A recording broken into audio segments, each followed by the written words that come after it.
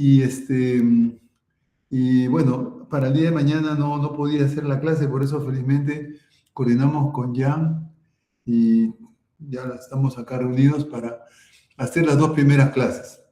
La primera va a ser anatomía. Es una visión general de toda la anatomía porque en cada segmento, por ejemplo, retina, van a ver otra vez la anatomía de la retina, ¿no? Cuando hagan glaucoma, van a ver otra vez el ángulo iridocorneal, etc. Pero la mía va a ser un pasaje así genérico como para que tengan una idea. Está bien, Jan, si quieres apagar tu cámara, si quieres venir, no hay problema, ya, gusto de conocerte. Bien, y luego inmediatamente hacemos la clase de córnea, que es la segunda clase que corresponde, ¿no? Entonces voy a compartir la pantalla, a ver, por si acaso me dicen si lo estoy haciendo bien, porque a veces uno falla en poner un... A ver, me confirman, por favor. ¿Está bien? ¿Se ve Todo está bien? No les entendí. ¿Se todo ve? está bien. Ah, está bien ya, ok. Entonces, la primera clase va a ser anatomía y un poquito de embriología, porque en realidad es una cosa muy pasajera. La embriología nos dice que el ojo se forma a partir de una vesícula óptica que sale, digamos, como una protrusión del cerebro, ¿no? Esa vesícula después tiene una invaginación, ¿no? Como pueden ver acá en la segunda imagen, ¿no? Se va doblando, por decir así, pero en realidad acá lo vemos en un plano, ¿no? Pero en realidad se forma una copa. O sea, todo esto es en tres dimensiones. Y observen que se forma una especie de, primero un poro y después una vesícula de epitelio. Esto es lo que va a dar origen al cristalino, que ya cuando hablemos de anatomía ustedes van a recordar. Supuestamente ustedes más o menos ya conocen también la anatomía del ojo, porque ya lo han hecho en los cursos básicos, ¿no? Y vemos que pucha, cuando se mueve el cursor, vemos acá que vamos a tener dos capas, ¿no? Porque estos se van a pegar. Esto va a dar origen al epitelio pigmentario y esto va a dar origen a la retina sensorial.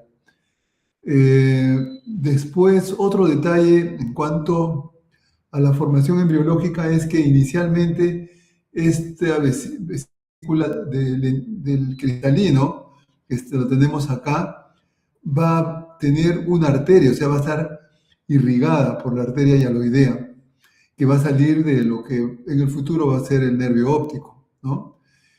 Entonces, esta arteria hialoidea, conforme va avanzando el desarrollo embrionario, se va a regresionar y al final va a quedar solamente acá como un canal que va desde la parte posterior hasta el cristalino. ¿Qué otra cosa más? Ah, bueno, acá ya vemos cómo se está formando la retina sensorial, o sea, los conos, los bastones y las células que van, las neuronas que van a transmitir y formar el nervio óptico acá. Y el cristalino está totalmente acá formado. Por último, el iris y más adelante vamos a tener acá la córnea, ¿no?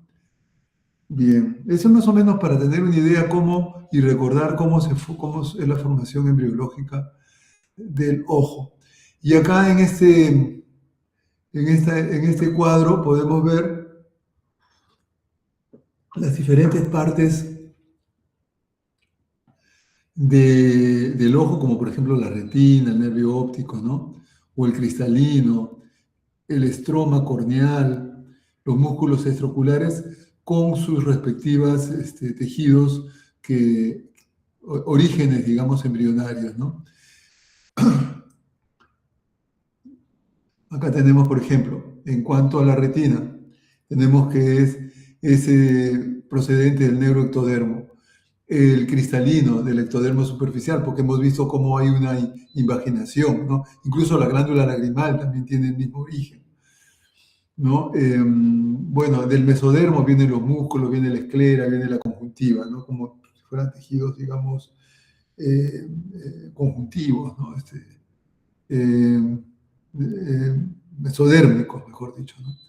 Bien, y acá una comparación con el aspecto evolutivo. La formación, o digamos la evolución filogenética del ojo tiene casi la misma secuencia que el desarrollo embrionario. Fíjense primero que hay una especie de placa, digamos, pigmentaria, que luego se va invaginando y finalmente se genera una especie, cada vez que muevo el cursor, se, acá tenemos como una especie de orificio, solamente un orificio, y acá ya tenemos el cristalino. Por ejemplo, es el cristalino de un pez porque es bien gordo, fíjense. Ustedes cuando digamos, van a un restaurante de pescados así y disecan la cabeza y sacan el contenido del ojo, van a ver que el cristalino de los peces es casi como una esfera, distinto al cristalino nuestro o humano, que es como una lenteja, por decir así, la forma de una lenteja, ¿no? Un lente biconvexo. Bien, luego, bueno, saber que en realidad en la evolución hay diversos caminos evolutivos que han producido distintos tipos de ojos. No todos los ojos que existen en la naturaleza tienen el mismo origen. Hay más de 10 o 12 tipos diferentes, digamos, ah, este, clasificaciones, ¿no? La más importante, por ejemplo, son de, de los insectos, ¿no? Que son pequeños, digamos, ojos, si se quiere, que están agrupados en paneles, ¿no? Un concepto totalmente diferente de visión del que tenemos nosotros. Inclusive también, por ejemplo, los pulpos tienen el ojo en cámara oscura, se llama. Pero la evolución de los pulpos es por otro camino, totalmente diferente, pero tiene más o menos casi la misma forma. Bueno, ya yendo a la parte anatómica propiamente del ojo humano, primero hablaríamos un poquito de la órbita. La órbita, pues, es la zona o la parte del cráneo que protege el globo ocular, ¿no? La órbita tiene una dirección y esa dirección es divergente, como ustedes se pueden dar cuenta, ¿no? Sin embargo, el eje visual del globo ocular es paralelo, o sea, los dos ojos están mirando en paralelo hacia adelante, hacia el frente. Entonces existe un ángulo entre la disposición de la órbita o el eje de la órbita y el eje visual. Y eso se va a representar también en los músculos extraoculares, como vamos a ver. Y eso va a tener su importancia cuando se hable de estrabismos, por ejemplo, ¿no? Bueno, acá se puede ver, pues, ¿no? Una tomografía, una resonancia, se puede ver claramente todas las estructuras, ¿no? Que más o menos hemos visto, ¿no? Inclusive la relación, ¿no? La cavidad orbitaria es más o menos 3 veces más que el globo ocular, ¿no? Y acá ya los componentes óseos de la órbita, ¿no? Ya este slide, este PowerPoint, se lo voy a pasar porque no vamos a poder detenernos en cada imagen, pero lo pueden tener ya ustedes para su estudio cuando lo revisen, ¿no? Fíjense lo que les decía, ¿no? El volumen de la cavidad orbitaria es 30 y del ojo, por decir, 7, ¿no? Hasta 4 veces, ¿no? Más o menos el volumen del globo ocular. Después, en la órbita, pues básicamente tenemos las fisuras o las aberturas, ¿no? Quizás la más importante, primero es la del nervio óptico, el canal óptico, y la otra, la hendidura esfenoidal, ¿no? Que está acá. Después, algunos términos que sería bueno, ya que estamos hablando de órbita, que queden claros, que va a servir un poco la semiología en la oftalmología. Cuando hablamos, por ejemplo, de exoftalmos, usualmente nos referimos, digamos, a la protrusión del globo ocular, pero generalmente como una etiología tiroidea, o sea, en las oftalmopatías tiroideas, cuando existe una protrusión del globo ocular, tratamos de utilizar el término exoftalmos o exoftalmía, si quieren, ¿no? Que se debe a un aumento del volumen de la grasa orbitaria y incluso de algunos casos de los músculos, básicamente es de la grasa orbitaria. Tiende a ser bilateral, aunque puede ser asimétrico, no necesariamente simétrico. Eso por un lado. La segunda es el término que creo que no lo he puesto acá, ¿no? Que es proptosis. Proptosis, que se refiere generalmente también a la salida o a la protrusión del globo ocular hacia afuera, pero generalmente lo utilizamos cuando se refiere o cuando se sospecha por lo menos de un tumor o es netamente unilateral, ¿no? Generalmente utilizamos el término proptosis. Pero a veces también los globos están protruidos porque la órbita es más pequeña. O sea, en los dos casos anteriores, en el esoftalmos era por aumento del volumen de la grasa orbitaria. En el caso de la proptosis puede ser un tumor de músculo, o un tumor en general, ¿no? Cualquier tumor que comprometa el espacio en la órbita y empuje el ojo. Pero el exorbitismo es otro término, el tercero, que es cuando hay una disminución del volumen orbitario. O sea, en lugar de ser 30, por decir, puede ser 20 o menos. Y eso se debe porque, por ejemplo, en el síndrome de Cruzó se cierran rápidamente las uniones de los huesos y eso hace que de los huesos del cráneo, y eso hace que la órbita tenga menos volumen. Entonces, esos tres términos, ¿no? Exoftalmos, proptosis, exorbitismo. Bien, después, bueno, acá el reborde orbitario, pues, es muy útil, pues, principalmente en la parte de acá superior y temporal, es bastante grueso y nos sirve como protección, ¿no? ¿Qué otra cosa más podemos decir acá? Bueno, acá no hay más importante. En cuanto a paredes internas o la pared media, es la más delgada. Entonces, eso a veces hay fracturas cuando hay un puñete, una pelota. Generalmente las pelotas grandes, como por ejemplo de béisbol, perdón, de básquet, de fútbol, no comprometen mucho eso porque es en la órbita. El problema es cuando son, por ejemplo, una pelota de tenis, imagínense una pelota de golf que es como una piedra, incluso también las pedradas, los puñetes, todo eso, se produce un aumento súbito de la presión pues hacia atrás y eso puede romper la pared interna y en segundo lugar la pared inferior también, ¿no? Que no es tan gruesa. Y si se rompe la pared inferior, usualmente a veces se enganchan los músculos o incluso el ojo puede tener una cierta caída. Entonces el ojo se afecta a su posición, ¿no? Ya eso es cirugía, generalmente a veces es de cabeza y cuello, o también algunos oftalmólogos también operan órbita.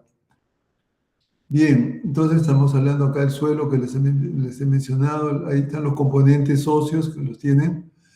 Y después cuando hablamos de los agujeros que ya hemos mencionado, la hendidura orbitaria superior o hendidura esfenoidal, la hendidura orbitaria inferior y el agujero óptico que lo tenemos acá.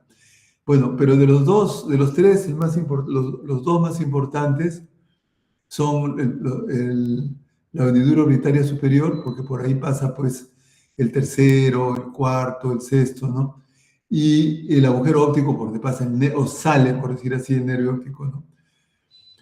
Bueno, en la inferior pasan las ramas infraorbitarias del quinto 2, pero estas dos son bien importantes, ¿no?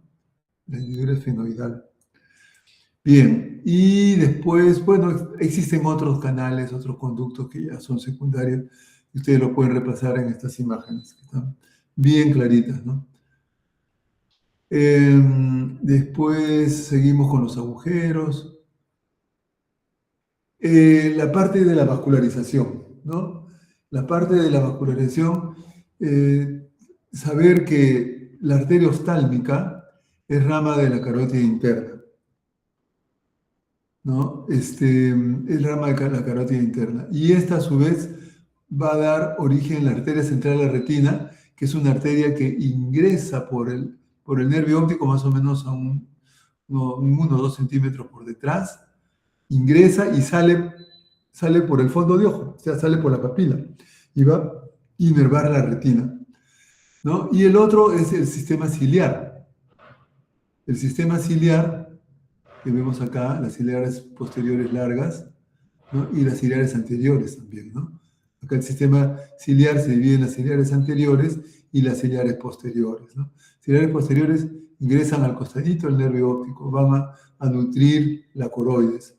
Y las ciliares anteriores van a ir de frente para inervar o irrigar, perdón, los músculos, hasta que se cambia como loco, los músculos rectos, ¿no? Acá, o sea, las ciliares anteriores. A ver, posterior, no, acá está posterior larga, ¿no? La posterior larga va a ir para el iris, cuerpo ciliar. Las anteriores no lo han puesto acá. Ah, bueno, eso tampoco. Bien, pero igual, ahí está claro cómo cómo se van, digamos, distribuyendo, ¿no? Bien, acá también vemos, por ejemplo, ¿no? Los ciliares posteriores cortas son varias, son como 8. Acá ya la arteria central de la retina ya ingresó por el nervio óptico y está saliendo por la papila y dando sus ramas temporal, nasal, superior, inferior. Y también estamos viendo cómo la vena lo acompaña y va sacando la sangre venosa. Acá, ciliares posteriores largas, estas son las cortas, las largas van por acá y se dirigen a la raíz del iris y van a formar el círculo arterial mayor del iris para inervar el cuerpo ciliar, el iris que está acá. Es lo que quiero ver. ¿No? Ya. Bien, acá tenemos el círculo del iris, todo lo que estamos mencionando, un poco más grande. Y acá en esta tabla tenemos las ramas, la arteria oftálmica, las arterias musculares, todo qué zonas por donde atraviesa y qué irriga, ¿no? Acá están las ramas, posteriores cortas, posteriores largas. Son diferentes herramientas, pero las más importantes son las que les he mencionado, ¿no? La arteria, la arteria central de la retina, las arterias ciliares posteriores cortas, las ciliares largas, y las anteriores que van a irrigar a los músculos. Eso es lo más importante. Y la circulación venosa, tenemos las venas vorticosas, que son las encargadas de sacar la sangre del globo ocular, y todo se va a ir hacia atrás, hacia el seno cavernoso. En realidad eso es lo más importante, ¿no? Todo eso se va a drenar hacia el seno cavernoso. En cuanto al globo ocular en sí, ya hemos dicho más o menos su volumen, 6.5, y otra cosa que es importante tener en cuenta es la distancia anteroposterior, que es, acá dice de 23 a 25, pero en realidad en la práctica nosotros vemos 23.5 más menos 0.5 más o menos, 23.5 más menos 0.5. Saber que el ojo tiene 3 capas. La capa externa es la esclera y la córnea. La capa media se llama úvea. Y la úvea tiene 3 segmentos, por decir así. La coroides, que es la más grande, que va toda la parte posterior, la coroides. El cuerpo ciliar, que vendría a ser de acá a acá más o menos. Parte media, digamos así. Y el iris. Entonces, el iris, el cuerpo ciliar y la coroides, todo esto es la capa media, ¿ya? Y todo junto recibe el nombre de úvea. O sea, el iris parte de la úvea, el cuerpo ciliar parte de la úvea, coroides parte de la úvea.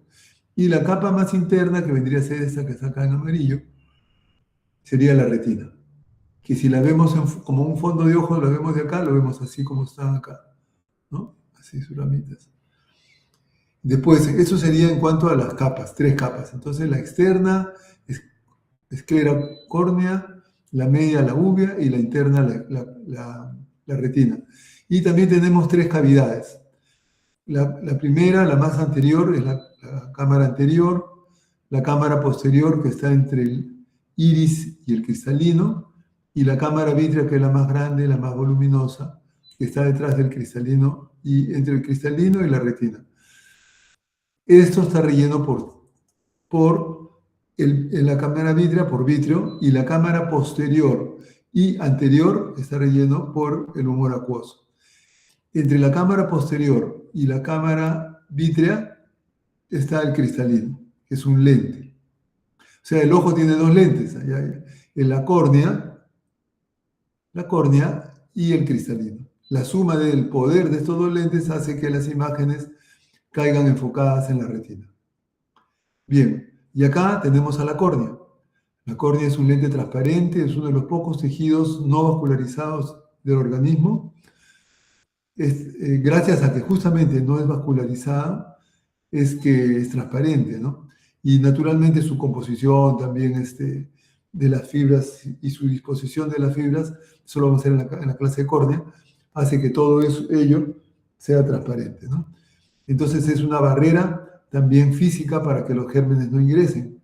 Y está ricamente inervada, su sensibilidad es bastante alta. Eso lo vamos a volver a ver. Las dimensiones de la córnea es un poquito más grande en sentido horizontal, y el espesor corneal promedio 520 micrones. La córnea tiene 2 funciones, principalmente refractiva, o sea, transmite la luz, la desvía, y segundo, de protección. La esclera. La esclera cubre los 4/5 partes de la superficie ocular. O sea, acá, 4/5 partes, 4/5 partes, y 1/5 parte de la córnea, 4/5 partes de la esclera, ¿no? Su grosor mínimo es 0.3 más 300 micras, pero en realidad generalmente es de 1 milímetro, ¿no? A nivel del ecuador, este es el ancho. Entonces, ¿qué es su importancia? Bueno, protección primero, y segundo, sobre la esclera se insertan los músculos extraoculares. Y gracias a los músculos extraoculares es que podemos mover los ojos. ¿Qué más? Bueno, su inervación, el quinto, sus capas, que eso lo pueden revisar. Bueno, la uvea, el tejido intermedio que habíamos hablado y que tiene 3 sectores: coroides, cuerpo ciliar e iris. El iris en la parte anterior es el que da color al ojo, y la coroides está debajo de la retina, encargada de nutrir ciertas partes de la retina. El iris, acá lo vemos, ¿no?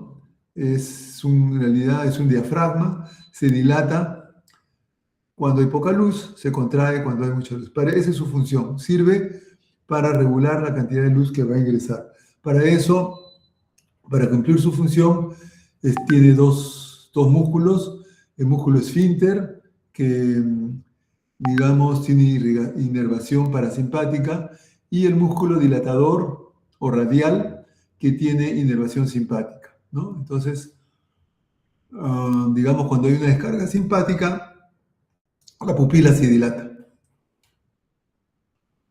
Muy bien, y el cuerpo ciliar, que es la parte intermedia entre el iris y la coroides, tiene a su vez 2 partes. Esta partecita de acá se llama pars plicata, y esta parte de acá se llama pars plana porque es plano.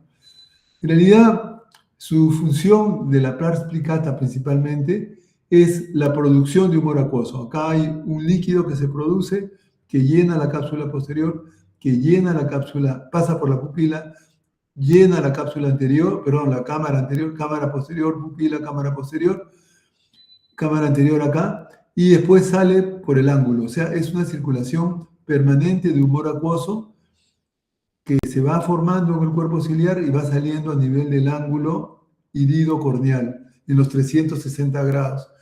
Ese equilibrio entre formación y salida de humor acuoso es lo que produce la presión ocular. Y la presión ocular va normal de 10 a 20. ¿No? Esa es la importancia del cuerpo ciliar, la formación del humor acuoso. La otra función es que en el cuerpo ciliar se insertan unas fibrillas que sostienen el cristalino. Y esas fibrillas se conectan con los músculos que están en el cuerpo ciliar.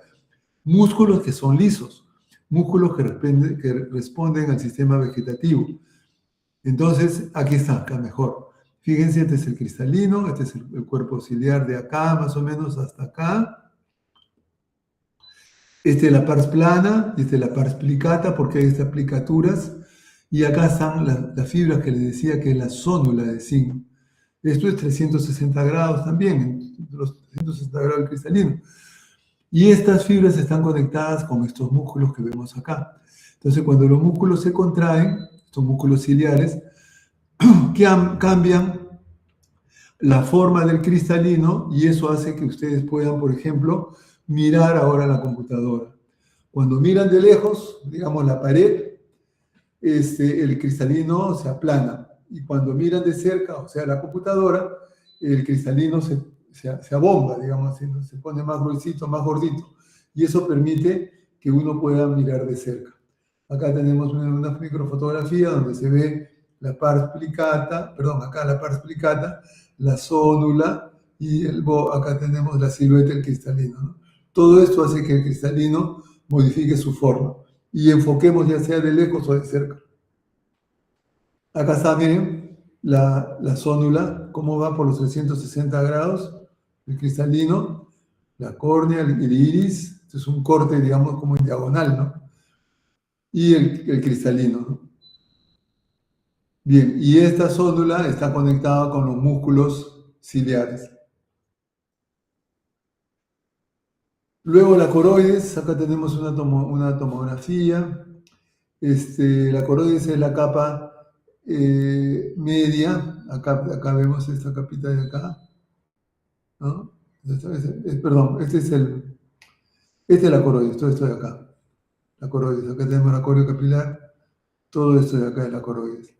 Entonces la coroides tiene, miren sus nombres, corio capilar, capa de vasos pequeños, capa de vasos grandes.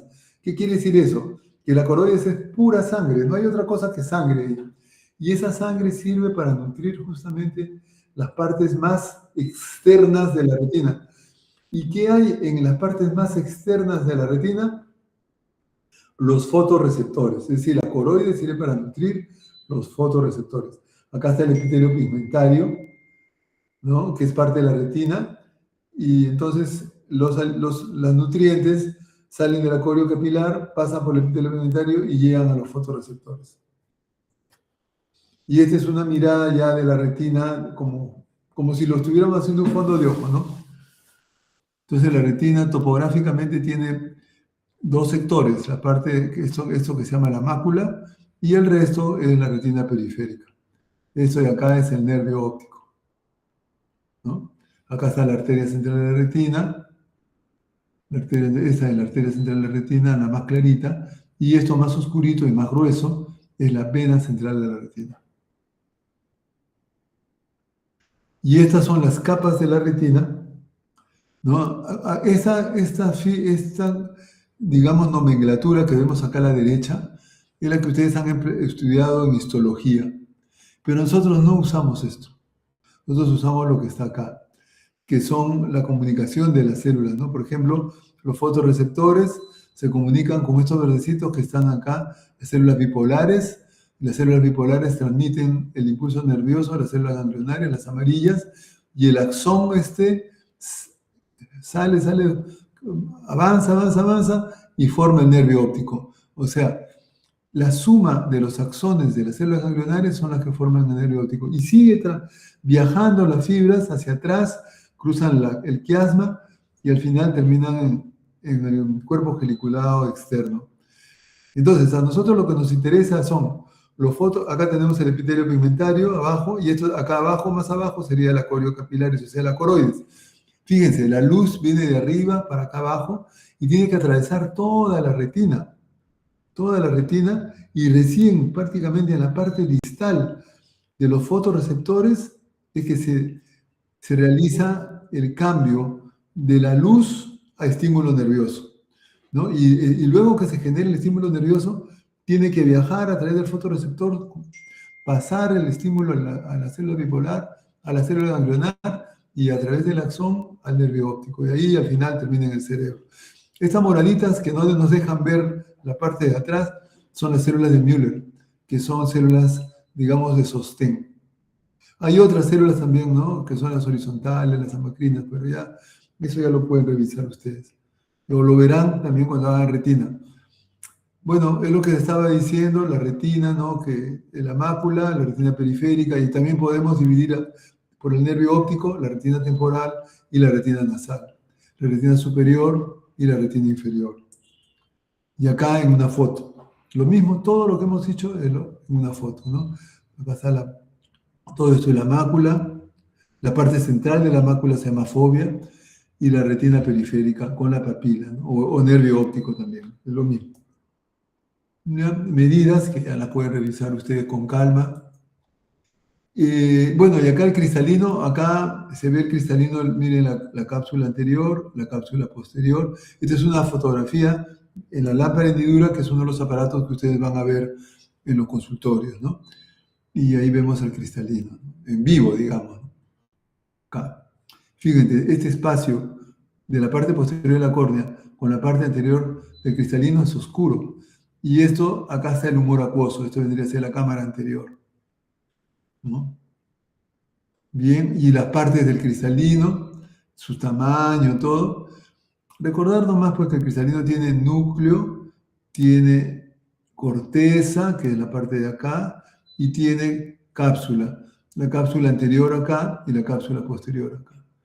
Y cuando este cristalino se opaca con la edad, se pone, ya deja de ser transparente el cristalino y se pone más bien blanco, se llama catarata. Y esto es una catarata. Miren, acá debería ser transparente, como hemos visto acá. ¿Ve? Sin embargo, ya es opaco y es así. Esto es una catarata. Bien, después los músculos extraoculares, que tenemos 4 rectos: recto superior, inferior, nasal, temporal, y 2 oblicuos, el oblicuo superior y el oblicuo inferior. Los 4 rectos y el oblicuo superior se insertan en la parte posterior, acá un anillo que hay, que bordea el nervio óptico, y después vienen hacia adelante y se insertan en la esclera. El único que no se inserta en el anillo, y que se inserta en la esclera, pero va a la órbita, miren, de acá a la órbita, al piso inferior nasal, llamémosle así, es el oblicuo inferior. Bien, estas son características de los músculos, ya, ¿no? Esto no lo vamos a hacer. Pero los demás tienen la información en caso quieran revisar. Bueno, la irrigación ya hemos hablado, la arteria oftálmica, ¿no? La arteria infraorbitaria, irrigación, inervación, bueno, eso sí es importante, el quinto nervio, ¿no? De la primera o la rama 1 del quinto nervio, o sea, el quinto nervio craneal.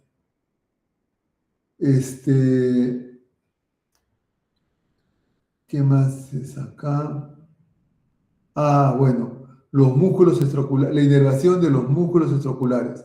Eso sí está hecho los músculos son pues obviamente voluntarios, entonces reciben diferentes inervaciones. Ustedes de repente ya lo recuerdan, ¿no? El recto lateral está inervado por el sexto, el oblicuo superior por el cuarto, y el resto, o sea, el recto superior, el recto inferior, el recto medio y el oblicuo inferior por el tercer nervio craneal, ¿no? O sea, prácticamente 3 nervios craneales están comprometidos en la motilidad ocular. El tercero, el cuarto y el sexto. Y el nervio óptico es el segundo. Bueno, acá están hablando de los músculos, características, digamos, ya finas, ¿no? Del tamaño del recto, lateral, la distancia que hay de la inserción del recto al limbo. El limbo es el lugar de transición, digamos, entre córnea y esclera. Tenemos acá todas las medidas, y es una especie de espiral, fíjense. El recto medio se inserta más cerca, recto inferior, recto lateral, y el recto superior es el que más lejos se inserta, ¿no? El oblicuo superior, que tiene una característica, ¿no? Acá, tiene dos ramas, y va acá a la tróclea. El oblicuo inferior, ya hemos dicho, se inserta en la órbita. El elevador del párpado, que ya no tiene nada que ver con el globo ocular, sino va al párpado, va paralelo al recto superior, con la única diferencia que el recto superior se inserta en la órbita, y el elevador del párpado continúa hacia el tarso del párpado superior. Este también está inervado por el tercer nervio craneal, ¿no? O sea, tenemos un músculo más. Teníamos el recto superior, recto inferior, recto medio, oblicuo inferior, y ahora el elevador del párpado. Y acá un cuadrito que nos habla de las características anatómicas. En realidad esto no es necesario estudiarlo, ¿no? Simplemente quizás para que sepan cuál es el más grande, cuál es el más ancho, cosas así, pero ni yo me las sé realmente, pero ahí se los pongo para que tengan. Esto sí es importante porque son las acciones de los músculos extraoculares, ¿no? Su acción primaria, es decir, por ejemplo, el recto medio obviamente sirve para la aducción, el recto lateral para la abducción. Nosotros decimos abducción, ¿ya? Para que no es abducción, y a veces se confunde con aducción. Entonces, abducción. Acá el recto inferior, el recto superior, por ejemplo, tiene tres funciones, ¿no? Elevación, intorsión y aducción, ¿no? Entonces, eso es importante sí saber. Y de esas, ¿cuál es la más importante? Que es esta, ¿no? Bien. Los párpados, bueno, repliegue músculos membranosos. Bueno, importante el parpadeo para mantener la película lagrimal, digamos, en buenas condiciones, ¿no? Cuando hay problemas de párpados, o sea, ectropio, entropio, cicatrices, etcétera, tenemos problemas con la película lagrimal, y eso a su vez afecta a la córnea, ¿no? Bueno, la hendidura palpebral. Bueno, acá en este nivel más o menos está ubicado la glándula lagrimal, y saber que hay unos agujeritos por acá que van a conducir a los canalículos lagrimales o sea, la glándula lagrimal forma lágrimas, y por ahí, por los tubos lagrimales o los canalículos lagrimales, salen las lágrimas. Hay uno superior, uno inferior, va al saco lagrimal, y de ahí ya va a la garganta, a la parte posterior. Por eso cuando nosotros usamos gotas, algún tipo de producto, principalmente antibióticos, así, se siente el amargor en la garganta, porque pasa por aquí. Después, ya en el párpado también hay, digamos, elementos, y quizás el más importante es la glándula de meibomio, que es encargada de producir grasa. La película lagrimal tiene tres componentes: agua, que lo produce bueno, como suero, ¿no? La glándula lagrimal; grasa, que lo produce la glándula de meibomio, muy importante; y moco, que lo produce la conjuntiva. En la conjuntiva también hay glándulas, y estas glándulitas de Saiz, ¿no? Pero la más importante es esto, en el párpado, las glándulas de meibomio, que encargadas de producir grasa, para que la lágrima no se evapore tan rápido. Listo, ahí terminamos esta primera parte. Quisiera saber si tienen alguna pregunta para poderles aclarar. ¿Tienen alguna pregunta? Listo. ¿Quieren un break de 5 minutos y comenzamos con otra clase? ¿O quieren empezar de frente? Delegado, ¿qué dice? Creo que un descanso de 5 minutos estaría bien. Okay, 5 minutos Doctor, nada más, por si acaso. 5 una minutos. consulta. Me están preguntando sobre el No, seminario de este sábado. ¿Sabe más o menos cómo se está estructurando? No, yo no hago el seminario, eso sí, el día de mañana que estén en su práctica pueden coordinar eso, o si no con la coordinadora. Yo no Ya. tengo nada que ver con los seminarios. Eso lo ve la coordinadora. ¿Saben quién es la coordinadora, no? Sí, sí, perfecto. Ya, Con ella. con ella la llamo. Ya, Ya. entonces sí, son 9:45, 9:50, ¿ya? Sí, exacto, 5 minutitos.